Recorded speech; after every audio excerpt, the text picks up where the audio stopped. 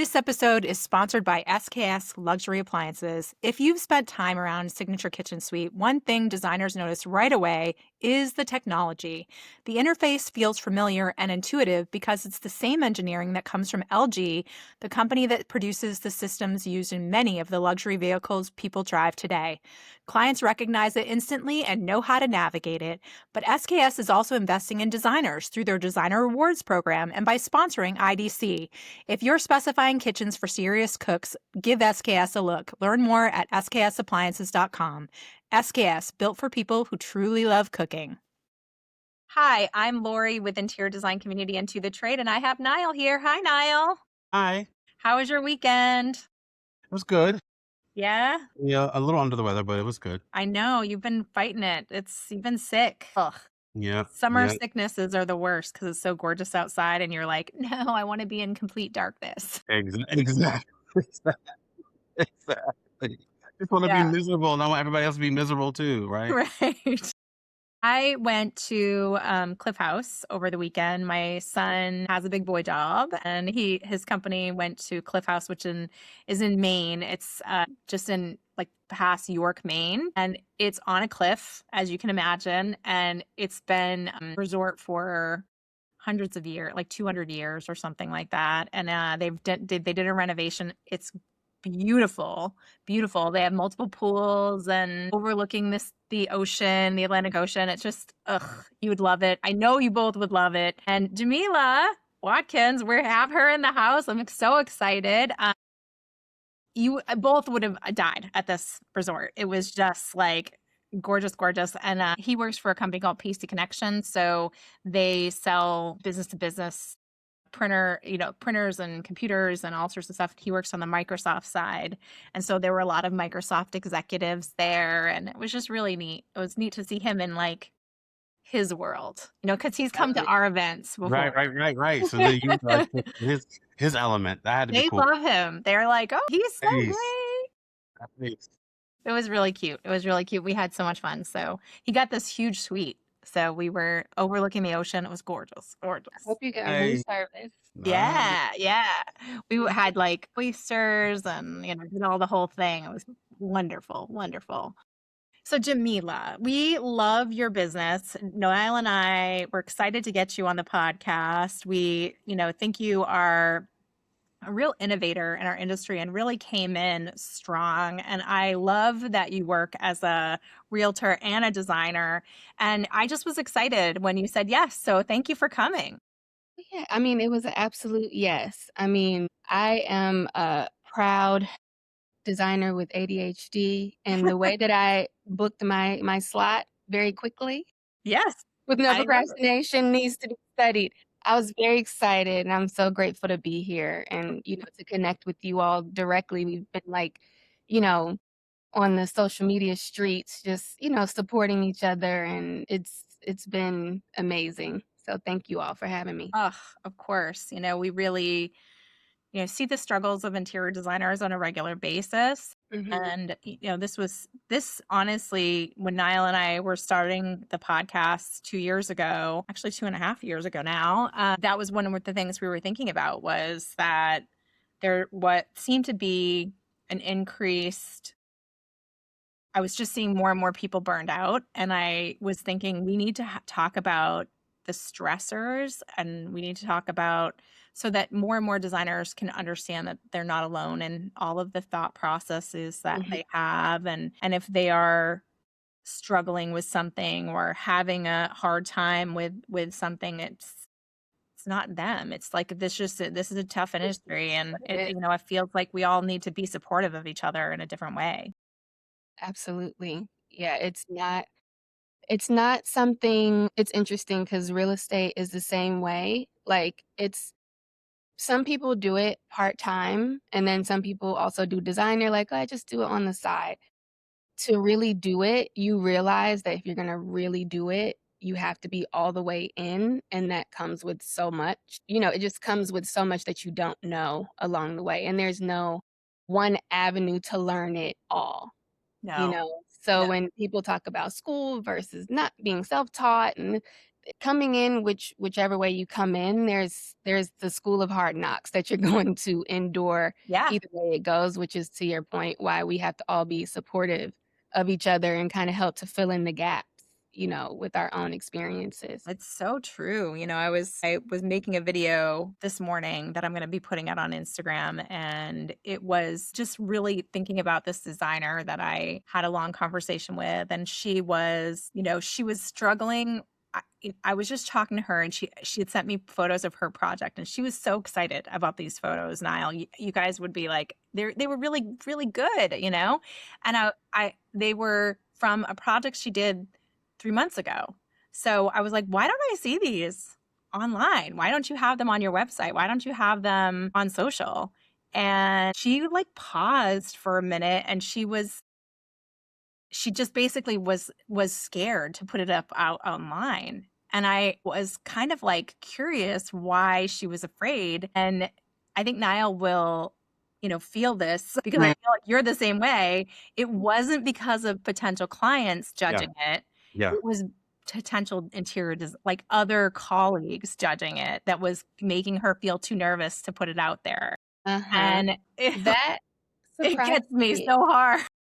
I had one of my students, I was talking about that, like, what is the voice in your head? Because I think when we're all scared to do something or, like, put something out, to me, I have a theory that there is just, like, a few faces that come to mind that stop you Niall, from is looking up because he knows it. putting it out. It could be, family members or friends, and that's what I thought the theory was, but what she said was, "It's actually not my friends and family, they're so supportive of me, it's really other designers." And I've been trying to put my words together because you guys know sometimes I can go off the rails with some of my rants, and I wanna make No, sure I it's say it good. It's good. straight. Um, that community is so important. Mhm. But this whole thing, I think when you get into the industry and you have industry friends and you've been in it with people for a long time, you're kinda like staying in this bubble with the people who are not your clients. We're supposed to be serving the public. Yeah. Yeah. And Yeah. so this kinda not obsession, but just kinda like this hyper focus of, like, going to the lunch and learns, going to the conferences, even though I have a conference, which is why I'm, like, trying to choose my words because please register. But Register. Yes. I want you meaning designers, like, we have to focus on our clients. We have to get back to focusing on being of service to our clients and not worrying about our colleagues so much. Especially because they're experiencing the same thing. Like, The it's just same thing. preposterous, Right. because I'm thinking like, every designer knows that. I mean, you're thinking that they're the most critical when I would think that they should be the most forgiving because they're the ones who know that they're making compromises too. They're having to Mhm. keep like the client's favorite chair that looks hideous in the Mhm. project, and they're having to choose a color that they don't really totally love sometimes. They're working within all the same constraints you are, and we wouldn't judge someone else with that same, harshness. So I don't understand why we think we would be judged with that same harshness. Like when I look at work, I know it's a compromise of a ton of different people that are involved Mhm. in that project. It's the client, it's the other trades that are selling their things, and you're selling your things. And, it's everybody is sort of like the final result is a huge, huge, huge compromise on time and availability and budget and all of the moving Manufacturers. parts. So it's crazy to me that we're worried that other professionals who get it, who should get it, are going to be their harshest critics. I mean, it just doesn't make any sense.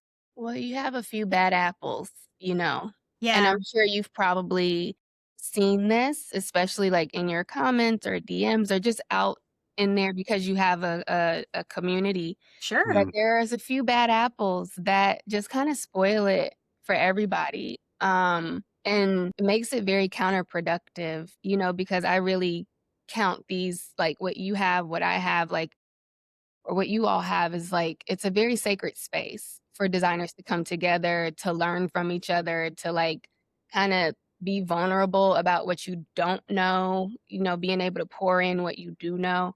And Yeah. so when you have those people that come in with that type of attitude, it's just not good. And it's such a huge responsibility. Like you said, I came in kind of with a bang. Uh, I just I knew what the Love, by the responsibility. way. I was watching the entire time, sharing Yeah. it, putting it out there. Like, Yes, I you am were. so excited to see the bang that you came in with, it was Thank you. wonderful. I Thank think you you. executed that very, very well, and it was Thank really beautifully done. You should be thank Mhm. super proud of yourself, thank you. honestly. And thank you. And I didn't realize, just I'm not gonna say I was just doing it because it was very intentional, but, like, the community aspect of it and how beautiful that part was, I think that's my favorite part of it all. So when you have I don't want them to get mad at me for talking about stuff outside the group chat, but there was someone who basically said, "Hey, guys, I vented inside of the group, and it got back to a client." Whoa. Yeah. Yeah. And I actually, because that's so bad and Yeah, so how does it even happen? egregious, that I had to handle it. Yeah. Not Yeah. handle it in the sense of, like, talking to clients and stuff, but just, like, tread lightly because these are 2 community members, but, like, you're coming to me, and I didn't get in between it, but what I did say, because the other person also just kinda confessed, like, it was me, because they were related to the client, and the designer was servicing the client. Mind you, this person is also a designer. And so I said, "I think you need to go ahead and contact her directly, like the person who said it. You need to," because she didn't know who it was because the client wouldn't say who said it. So it was just like this whole telephone thing, and I'm like, "You're gonna need to talk to her directly and, like, apologize or do whatever it is or, kinda make it right." And then I just had to make a blanketed statement in the group that this is, like, a sacred space, and what goes on here stays here because now people are not gonna want to share. People are not gonna wanna be vulnerable and get their questions answered and be able to vent and things like that. Like, we don't have a lot of spaces like that. I can relate to that. I'm I've been sure you running have these stories. groups for a long time, and I've had a lot of interpersonality issues with designers and designers. I've had some secrets leak out. I've had some Mhm, purchases go bad when someone was sharing their accounts. I've had it mhm. all. I've Yeah, had all the craziness that one can expect. I've woken up from naps on a Saturday or Sunday to my whole phone being like, yeah. deal with this problem, Lori. And you're like, "How did I become How did I the" become mom to the entire industry? Okay, I'm Mm. taking your toys away from each other. Exactly. Yeah, and I really don't like that because it's so Yeah. unnecessary. We have Well, so much that we're there's up a against. learning experience there, but I think that there's also, those are the foundational things that create ground rules where I'm sorry, there's very little leeway when you create ground rules like Facebook. We have a private Facebook group, and in there I have a few things, and those are two rules that are in there. There's actually three that I think we added over years. I've had that I think for 14 years. One was like a basic respect, be excellent to each other rule. One was absolutely, I don't care if it happened in the group, out of the group. If there's any fraud, you are deleted from the group. Like if I catch wind that you have not delivered a piece of furniture or you've taken money from a designer and not paid Mhm. for it, like I don't care where it happens. No, you're out. Like there's no second chances on that. Yeah. And, also the other is what stays in it has to stay in the group, and you can get permission, like, there are some writers in our group, and they sometimes have opportunities to talk about the group in a New York Times or something like that, and they'll put out a press request in our group, which is great, but they got express permission by those designers to give quotes and Mhm. interview them off out of the group, and that's perfectly okay if it's an opportunity and there is consent there. But if there's gossip or you're sharing, then that's a violation of the trust that we Mhm. have with each other. And I do take it seriously too. Like I get a lot of anonymous obviously posts. We do our question of the day, and Mhm. I keep a lot of secrets. I feel like I'm like the new kid on the block. Like I came in with this whole thing and Uh-huh. I did not realize how close knit the community was. Felt very, I mean, everyone goes way back. Yeah, yeah. Kelly, that's my girl. She's everybody's girl. Kelly goes way back with everybody, like literally everybody. And so there's history there, right? And Yeah, so it, I'm like, oh wow, okay, I didn't know this, I didn't know that, and I'm just naming Kelly because Kelly knows everybody, but yeah. it's so beautiful, but at the same time, like I said, I'm the new kid on the block. So I'm like trying to learn the terrain of Well, it there's all this because layer of politeness, right? yeah. That's over the surface. But then you dig a little under the surface and then you see, okay, this one hates this one because of this Yeah. thing that happened, Oh my god. you know? I've had to delete posts. I've Yeah, had yeah. to I'm thinking, "Oh, yeah, this person's great. That person is great. We should put them on a panel together," or, like, "Let's do this event together," and they're like, I'm like, No. "Okay." Believe me, I am not a person that has a lot of enemies, but I have a few myself that I would not wanna be on a panel with at all, and, I have actually been on a contest like, I've been a judge on a contest, and I was like, "I won't be even a judge with this person." Oh my god. Because you learn who, like I hate to say Mm-mm. it, but there are some grifters out there, you Yeah, know? yeah, And, I don't want my name associated with people I think are that to the industry, So I think that's where everybody has to draw their line about where they're comfortable working with certain people. And unfortunately, our industry is not unlike any other industry. There's good, there's bad, there's everything in between. There's people who are just doing their best with what they've got. I think that we have a lot of I do give a lot of grace to a lot of people and but there are some like hard lines for me, and I would mhm, say fraud is my biggest like thing that I try to prevent because I do believe it actually hurts our entire industry. I for feel like sure. there are some predatory coaching experiences or opportunities for designers. I feel like designers get nickeled and dimed to a relentless pace. It's always this new thing that's going to revolutionize your business or oh, you Mhm, learn this new AI tool or you learn this new thing. And it's just constantly being nickeled and dimed by all of these outside things, these get rich quick schemes and, mhm. things that and then there's some things that are just like, well, that's good, but it's only like one view of something, So it's tricky to tell. And I give a lot of like understanding, but if I it takes me a while, but if I get there where I feel like, no, you're actually a bad person. You're actually a bad person. I kind of Yeah, don't want anything to do with you that, have to do a lot of due diligence, You and do. You really I do. I am like the test dummy for everything because like you said, it's so many different tools and like courses and classes and brands and gadgets and gadgets. And I feel like designers are just worn out. Yeah.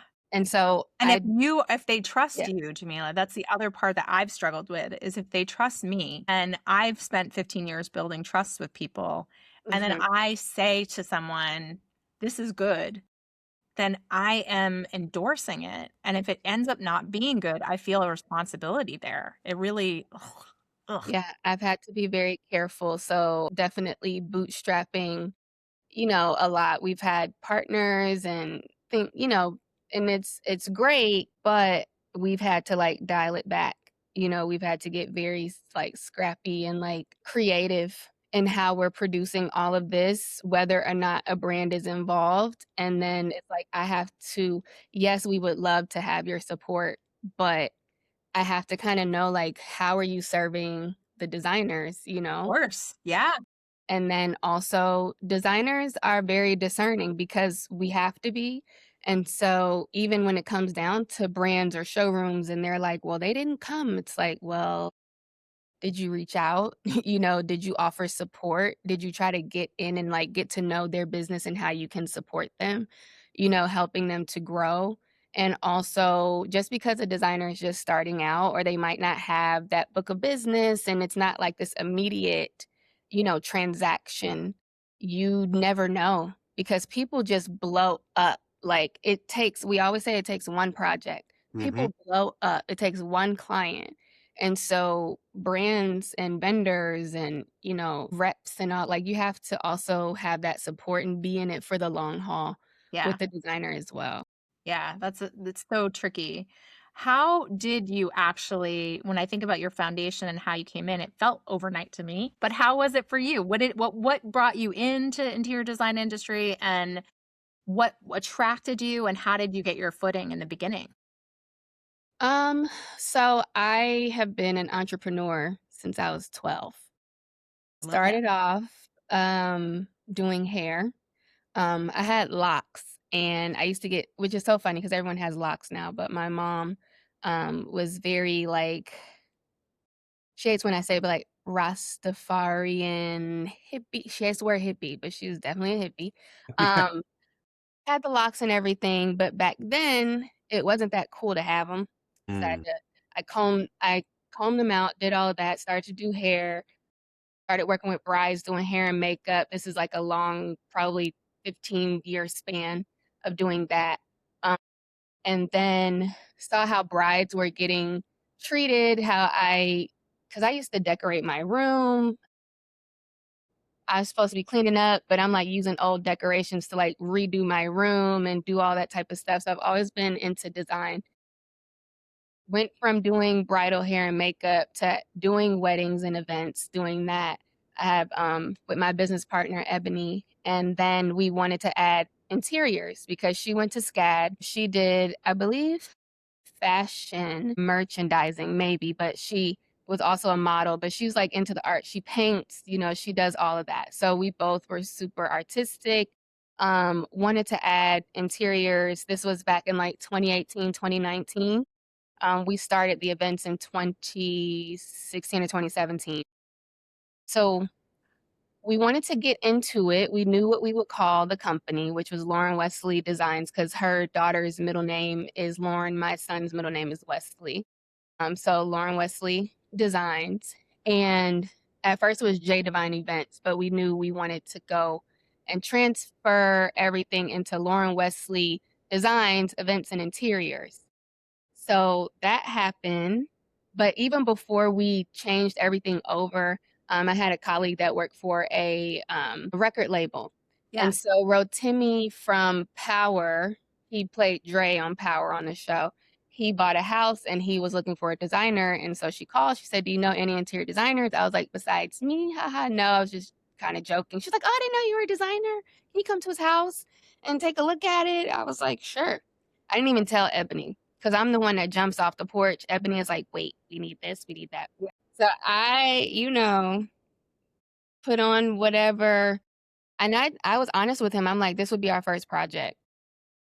And he was willing to collaborate. He was very mindful of his money. Sure. Um, and he was not trying to like overspend. This was That's a his first. bargain, right? I mean, getting a new designer who's trying things out, that's a bargain. That's, Yeah, you and know, I'm big on that. When people ask about how you get started, and we could talk about, ways that you can get into the industry or generate business. But I was just like, if you let me do whatever I want and let me pick the photographer and the videographer, and you also have to post about it. It was very structured in the collaboration. So no, I didn't charge a fee, but with everything that he had to spend, could have Mhm. very well been a fee, and I would have had to use that to pay for the videographer and the photographer and all the bells and whistles that I wanted to do. So we had a lot of like custom woodwork, millwork.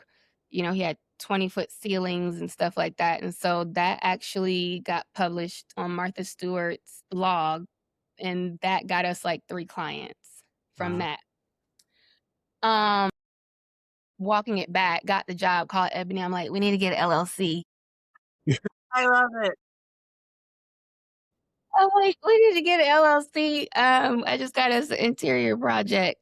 So we went and got the LLC. Being new and, what's it called? Where you're just, like, oblivious. Naive, When you kind of. are Yeah. oblivious to everything, like, we got that done in, like, 2 months. Now, that project will probably take us, like, 6 to 8 months. Yeah. Just with all the little stuff. You gotta do this, you gotta do that. But we weren't getting paid for it, so it wasn't really any real bookkeeping. I mean, he gave us the money so that we could go purchase. Of course, I was not buying to trade. I was going into retail stores and all of that. So, I mean, it was a great experience. We did the whole reveal with the video, and he was crying. Oh, Yeah, he was crying, and his girlfriend was crying. They're married now. They have, like, 3 kids. So, it was wonderful. So that was, like, 2019, and then we got 3 projects, and the first one really got started, like, around February 2020. March 2020, I'm in the store with my client, and the world is shutting down, yeah, and I'm literally in the furniture store with her. I'm like, "2 weeks, we'll be back." We're still doing events. We had this big, huge baby shower with all kind of, like, stuff. Events were gone, yeah, obliterated. Yeah. yeah, So, interiors was all that we had left, and I'm in Atlanta, so we were closed, but we weren't closed. It was a little pause, but I lived around the corner from one of the bigger projects that we had of the 3, and so I was able to really go back and forth. Had a wonderful contractor who had his own team, everything completely spoiled.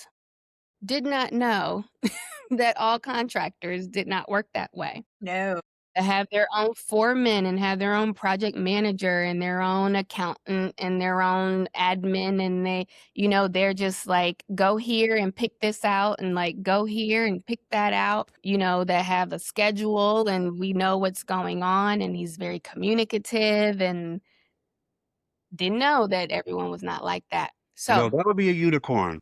yeah. very much a unicorn. And so we started to get more projects over that time. I think our first full year in business, we probably did like 7 projects. And it was really just word of mouth. Like I said, I've been doing business since I was 12. So I've had clients that I did their hair in my childhood bedroom. That's Word of mouth has been big for me. So you already had a built-in kind of like group of people Network. you knew, right? Do you find Atlanta to be a pretty hot market? Is it something where you got 7 projects because it's a really hot exploding market, or was it because you were newer and hungrier and maybe less expensive? How did that work? No, I'm not gonna say I've always been expensive. I learned from events and seeing that world and what people Sure. actually charge. Because when I went to it, I'm doing hair, so you're charging 250 for a sew-in or something. You're like, "Oh, I'll just charge 750 for this event," Yeah. not knowing that there's so much that goes into it. So, Yeah. took a lot of classes, invested in education there, and saw what it really takes to do events at that level. So I was able Yeah. to take that wisdom into I can do interiors. events that, we get added on to events, for brands all the time where we're Mhm, doing the guest list and, I'll see how much it costs some of these events that you interior designers get to go and enjoy. mhm, It's like mhm. crazy. Yeah. Afternoon costs $75,000, just for food and bev and Mm, all the line items. Like I mean, that's yeah, crazy. my heart. That was more than my wedding. So, Conference F&B this year is almost 6 figures for a very yeah. small conference, so it hurts. So when Yeah. people see how much it costs, Yeah, like, it's sticker "Yes, shock. I'm doing snow But I angels and but I money." think, It's one of the because things that was really cool to watch was how beautifully you executed the conference. Yeah. Right. Thank you. I work with Lee Hirschberg from Design Edge, so we do his side of his conference, Yes, and it's twice a year, and it's in different locations, which is kinda suits me, but I yes, really love how you styled everything, and, I mean, I don't know if thank Lee you. ever will do that, but I'm like, "I love it. It's so Mhm. gorgeous." Thank you, and it's intentional that way because I think as creatives, like, we thrive Yeah. in Well, it creates a spaces that look media moment, different. right? I mean, Yeah, it does create that media moment. People wanna share a photo of that conference. I saw a ton once you did it, I mean, I saw tons and tons of yeah. We take after the show. I thought over you did a great job marketing it. I really did. Thank you. Thank you, and I don't I think there was a had so the designer that first hadn't heard of it. right, Niall? Would you think? Say that again. I don't think there was a designer that hadn't heard of it. No, there wasn't. Yeah, it was And it was, ads. You guys did and the whole, yeah, and Facebook then ads and Meta yeah, ads. Like I and was what seeing I it found everywhere. was like people were saying to me, and I'm like, do you all think I have a private jet out back? Like literally as the conference was happening, like literally as people were converging onto like it was like maybe a day before or 2 days before. Are you going to be at Case? Are you going to be at Case? Are you going to be at Case? You're going to be at Case? Am I going to see you at Case? Am I going to see you at Case? Or like when it was happening, are you at Case? Oh, can we do lunch? And I'm like, no, I'm actually not there. And I'm starting to have like serious Oh, no. FOMO. And I also don't have a jet. I just want I'm like, to say, Niall, well, you're that right. There wasn't anybody that didn't know anything about it. I we totally slid. agree. We've slid Yeah. in Niall's DMs probably 2 years in a row Yeah. at this point. Well, that's the worst place. That's the worst. That is Say Niall is the worst place. unfortunately email, DM Email and DM are the worst. are his The weaknesses. first thing we tell our clients when they sign with us is like, we're taking you out of email and we are putting you in Basecamp because I want everything right in front of me. And I want to give everybody the hottest tip about how to get in touch with Niall. Please. Text me and Yeah. I will text him. That is the absolute truth. That is the absolute truth. So I just want to say personal that nagger. I don't want you to think that because, I've been a fan of you now since like the beginning. Like I still, there are certain designers where certain designs are imprinted in my mind. And I think it's so beautiful that even some of the newer designers, like ones that I've coached or like new ones that have come in, the designs that they have, like creativity, that's the thing. I don't need to teach design because we're all so talented. Yep. It's the business part. But I just want to make sure that you know that we have been checking for you year after year. But now I will just text Laurie or email me. Message me and I'll give you my number too. You can text me. I will get him to answer. Laurie's Niall's handler, and I'll go ahead and do that. But yeah, I mean the way I would love it too because I feel like Niall doesn't. I try to give Niall as much opportunity in that world as because he is so awesome and charming and wonderful and supportive of the industry. I love to see him shine. It's just a wonderful thing. So I would be watching, going, hell yeah.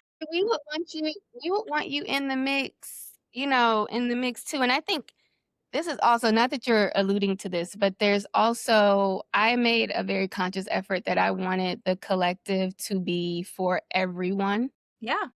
I think that designers of color, obviously there is underrepresentation, but it's just that I think that underrepresentation comes in a lot of different ways, whether you are from a trailer park in Montana or you are Indian, Asian, Filipino, or Filipino education background. There's so many ways. Yeah. It's not even just about race. A lot of times it's about access. It's about visibility.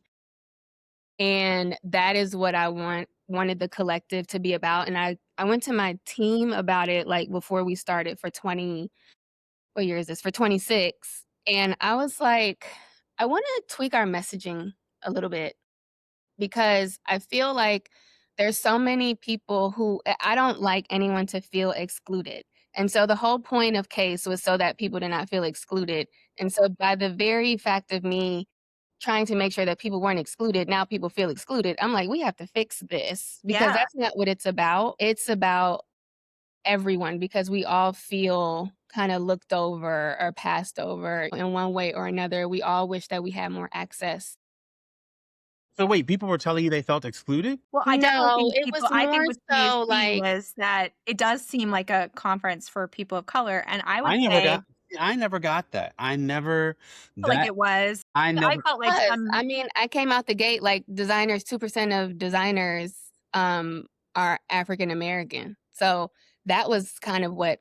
But I never, so it never, you have to beat me over. Sometimes you have to beat me over the head with stuff for me to understand. Like it has to be super literal. Sometimes things have to be super literal, but in the past, other conferences that were literally for, us by us, literally said that, the Black Interior Designers Network or the African American Top 20, like those things were very literal. And so I guess I come from that space of, okay, if that's what it is, it's going to say that's what it is. Well, for me, Niall, I when I see an area that is for that. I always am supportive for sure, Absolutely, but 100%. I also don't want any attention. You know what I mean? Like, and I feel like a lot of, I know. designers who are white probably are feeling the same thing. Like they don't want to come in and feel like they're stealing a spotlight or being in a safe space that is needed. You know what I mean? Like I think that's where people can have like an internal conversation, like, do I see Mhm. myself there? You know what I mean? And do I want to be attracting attention that Yeah. deserves to be on people that need that attention or But I think deserve that that attention? I So think that we all need it. We're all in Yeah, we this all together, do. right? yeah. We all need it, and I was talking to, a designer. We had the same coach, and we were on a retreat, and she's, like, close friends with a lot of people, like, in our circles and everything. You know, she speaks at High Point, this, that, and the third, and she was just it wasn't like a grievance or anything like that. It's like she understood it the same way that you understand it.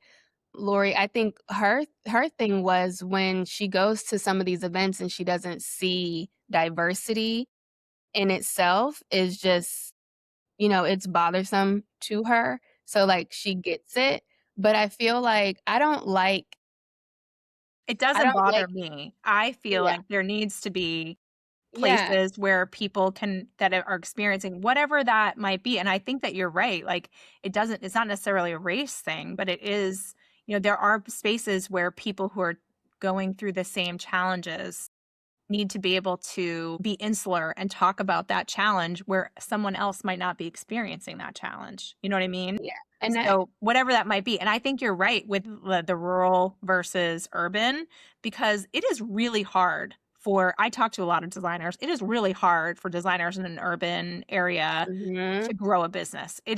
yeah, It is a limited access. If yeah, you grew up in Dakota, somewhere, or I get designers from the middle of nowhere, like Missouri, where it's 30 minutes to get to a Walmart. Say you're that person and you grew up and you wanted to be an interior designer your entire life, and you have maybe taken some community college classes, or you graduated from your local state college and something else that you could make money at because that's all you could do. And then how do you achieve this? How do you get that, really? How do you find a client that has a budget for an interior designer where yeah.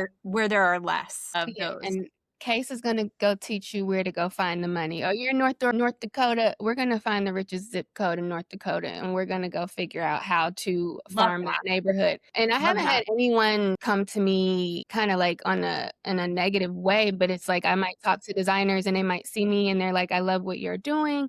I wish I could come." I'm like, "Why Uh, can't you come?"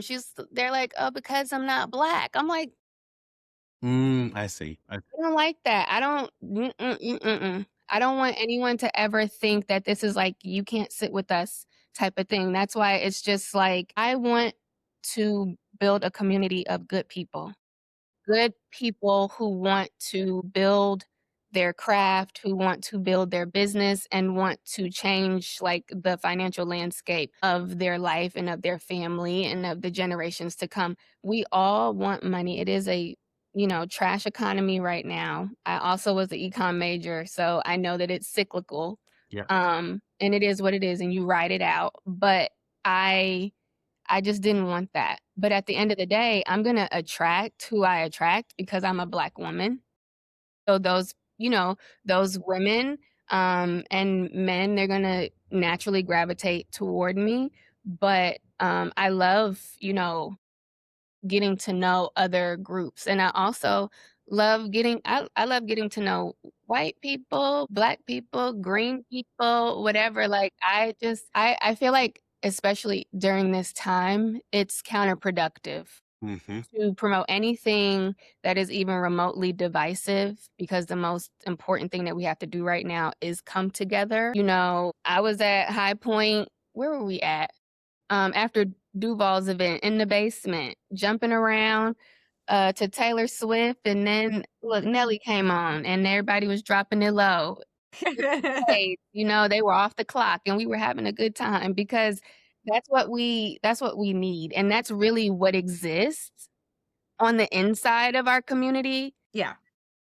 There are far more of us, like, people who are cheering everybody on, Yeah, that's what seeing the happens. best in everyone than there are the critics or the people Absolutely. who are, I mean, let's just say it, there are some racist people in our industry. So there are some racist people, but they're in my experience, they're far, far in the minority, like Yeah, far, far in the minority. The most yeah. of the designers I know are not racist and are not, that would just love to be part of a community, especially a conference and community that talks about the real talk of money. I mean, God, Yeah. like Yes, I that, love to talk about that's something numbers. I want too, because I cannot stand, like, it literally is a pet peeve of mine to go to panels or discussions or education Oh that my god. doesn't have real value for the interior design trade. Like, it just irritates me so much. Like,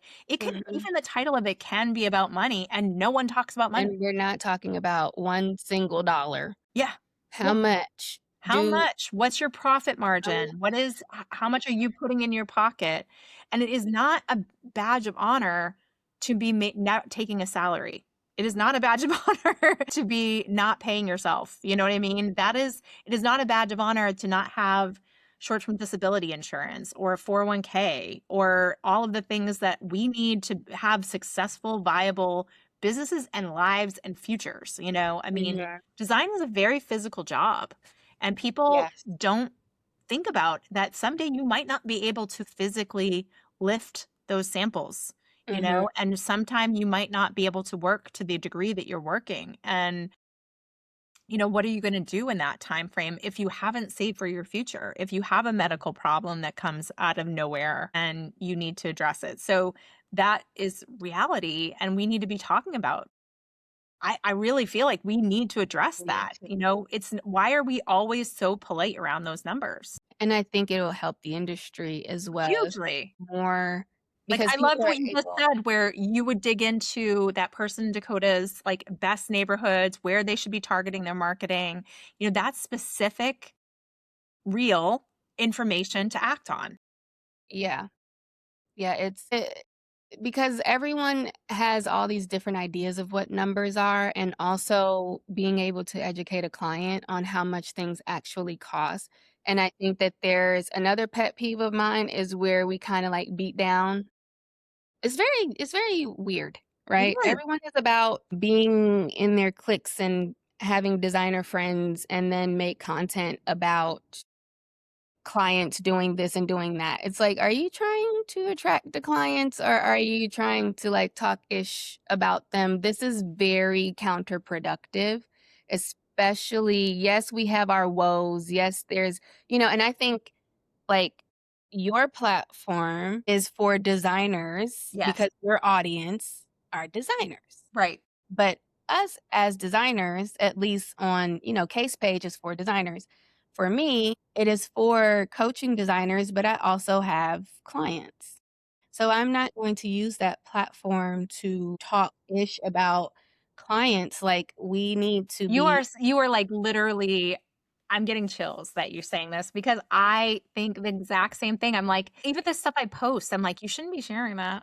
Some of it you should share with your friends, but So not like, I'm gonna play "Don't devil's share." advocate. I'm gonna play devil's advocate here because I feel like sometimes I straight talk makes for straight understanding. And I think sometimes designers go to social media, I know I do, and put stuff out there because you've said it probably 3 or 4 times to the client in a very professional way. Like, well, no, that's not necessarily how we work. Or if I deviate from my process, you won't get the quality of final product that you are hiring me for. Or if you don't pay, if we negotiate on my salary, I won't be all in, right? If I give you a discount, or if everybody has a markup, you don't go to Nordstrom. You have these conversations, and then they're just not hearing you. So then it's like, okay, Yeah, you have to let your most of the bitterness not come into that no, video content. You have well, to, like, no, it's you not. can No, be clear. I it's feel not like I feel bitterness. like clear is I think the kind. way that Nile does it is very it's very tongue in cheek and it's very like Yeah, you're being clear, you're yeah, not tiptoeing around it, but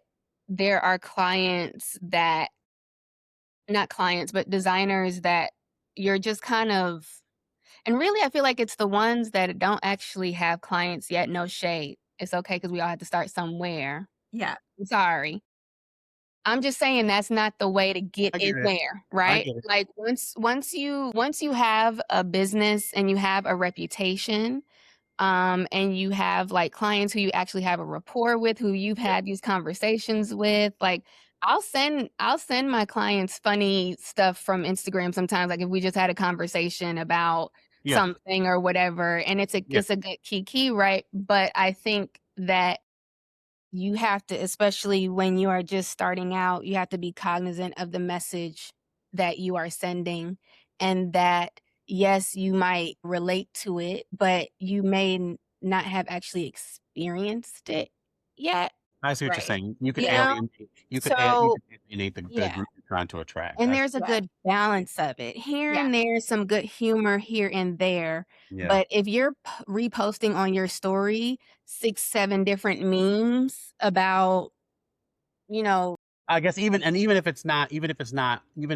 if it's not getting you what you want. Like for me, if I wasn't getting like when I think I posted this is a few years ago where I talked about like I don't want you to buy a fork. Like if you hired me, don't get a fork without my permission. And literally, I don't know, 18 months, 2 years later, my one client who is still a client said to me, I know how you are. I'm calling you right now because I saw that video. Like I better not get a fork. So for me, that's worth it because yes, yeah.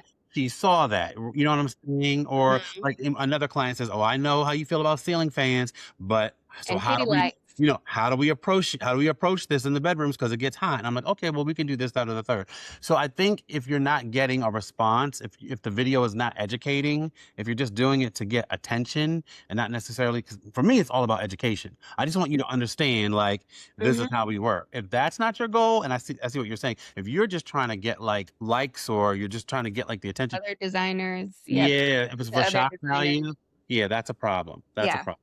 And because I we're all really here. that's you should be looking at your whole social that way is Yeah, like well, you not should just being toggle. Like, you should just toggle your little thing from interior designer to content creator. yeah. Like at that point. Yeah. Exactly. And Yeah. Yeah. I think that a lot of people have found that out actually in this landscape, that you might not wanna be an interior designer in the sense that you thought, and that Yeah. maybe you want to be a content creator, and I think that there is absolutely nothing wrong with that. I think our industry, DIY content creators, you have, studio owners, there's so many different ways to be in the industry, and I think that we all should just, kinda relax, drop our shoulders, it's okay. If you don't aspire to do it at the level that other designers are doing it, and there's still ways to be profitable and wealthy in this space and doing other things, and so that's my standpoint of it.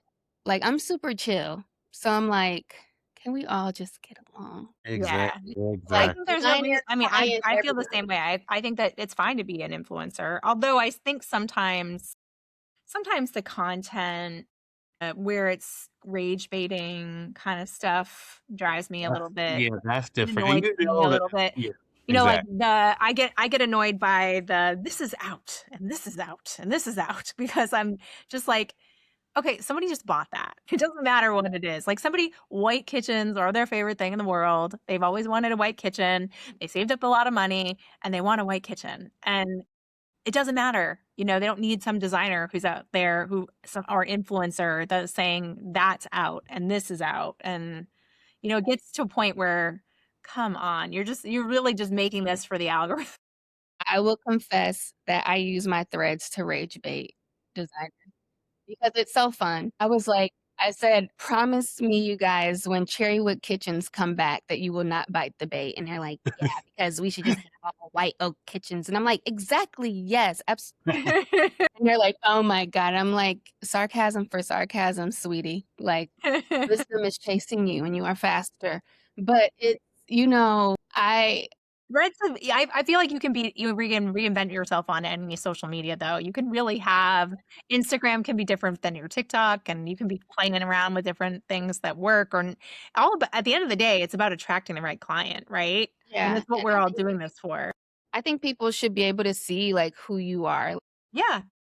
Being a designer is a very intimate job, and so you actually end up building, like, a friendship relationship with a lot of these people. So I think that that's okay. But yeah, like the rage bait of like this is out, this is in, it's like you can't yuck someone else's yum for real, like in real Yeah. life, because a cherry wood kitchen done properly. I'm talking about the ones that got the old kitchen and then the linoleum is peeling up, like, scratching your ankles. That's the cherry wood I'm talking about, Yeah. Yeah. not the slab Well, front what with is the the architecture telling stain. you to do? Right, What is right. the home telling you to do? Mid-century, right. Yeah. The spirit of it could be very beautiful, but that's here or there. But I really, my goal is to just make sure that everyone is just like really in reality when it comes to this industry and not overthinking it and making so many assumptions. That's, when we started off, people assuming that someone wouldn't like their work or like not showing up. Like, we need to talk about prices. We need to show up. We need to validate the industry across the board. And we're all doing ourselves a disservice not to really show up because someone is always coming up behind you. And so if you're holding on and hoarding, all your greatness and all your gifts, like they know at case, like I will come like bully you. I'm like, "I saw you were photographing that project. Why isn't it on your page yet?" Yeah. Like, I'm like, "How much you charging for a consultation?" "I'm just doing free." And then there's another designer like, "Don't tell her that you're doing it for free." 'Cause now I gotta pull you in a corner, I love okay? it. Let's Yeah. do a lightning round of like get to know Jameelah questions. Coffee or tea? It should be tea, But it's but coffee. it's coffee in this season Yeah. with an extra shot of Do you do espresso. the iced coffee or you the jingle jingle with your I like to make my own coffee at Yeah. home so I can control the sugar content Sure. and all of that, but I do love tea. I actually love tea with, like, no sugar or anything at Ooh, all. good. Early bird or night owl? I'm a night owl. If I didn't have a husband and kids, I would clock in at 9 p.m. and clock out at 5 a.m. Right. That's when I'm most, you know, like, there. Yeah. Yeah. What's one item in your home you would never part with? My sectional, even though I will have to eventually part with it, but I Right. love it so much. I love that. It's the family time, right? Like everybody can snuggle Yeah, up, we be just together. it's like me and my husband sleep on there like half of the month we're on it. And it's been almost 2 years and it hasn't sunken in yet. And it was actually from, what's it called? CB2, Wow. surprisingly. Good, good. Favorite city for design inspiration? Mm. Mm, New York. New York. Oh, I love New York. I'm going to New York next week. I'm going to be teaching how to create video content Oh, on Market Day at the India Building. So exciting.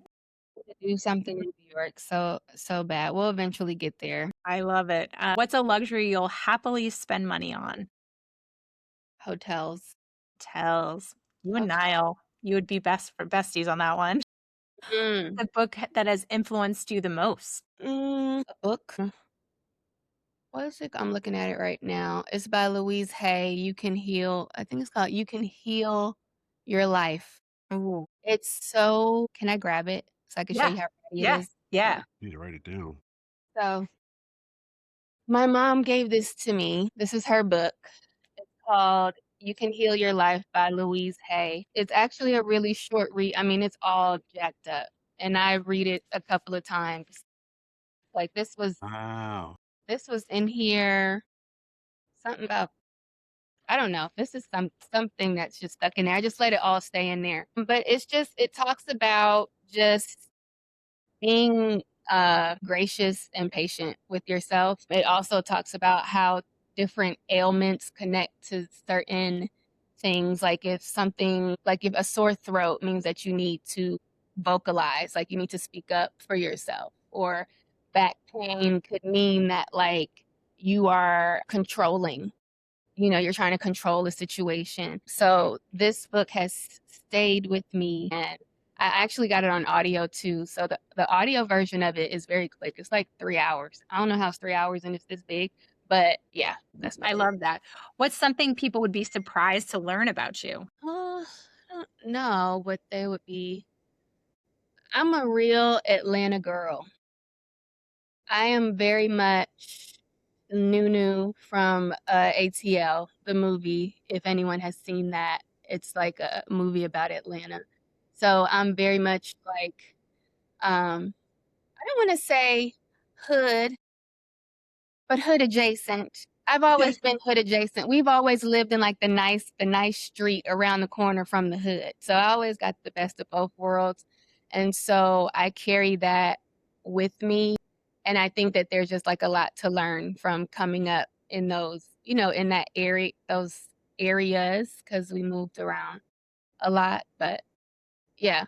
Anytime people see, at Case, we might have like a little dance break and I'm over there dropping floor. They're like, oh, wait a minute. I love it. What's on your bucket list?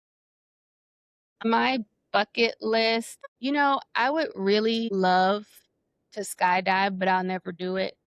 Yeah, me I'll never neither. do it. I'm the same as you. I don't want. I think for me, if you're gonna do it, I feel like you need to do it young, because like your bones in your body is like elastic. If I do it, I'm gonna be like 89. Ugh. Just look, I if feel like I'm I'd be out, I'm crippled. out. It's all Like good. all my ligaments, all my joints.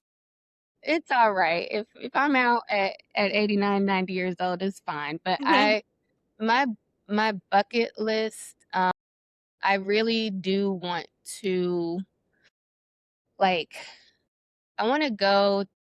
I don't know what. I just really want to like not backpack, but travel through Africa. I couldn't backpack. I would have to be frequenting, different luxury hotels around Africa. But that's what I would love to do. That's wonderful. And finally, great design should always what? Heal. I love that. Well, thank you so much, Jameelah. I want everyone to go and follow your journey at Case Conference and to know you as a designer.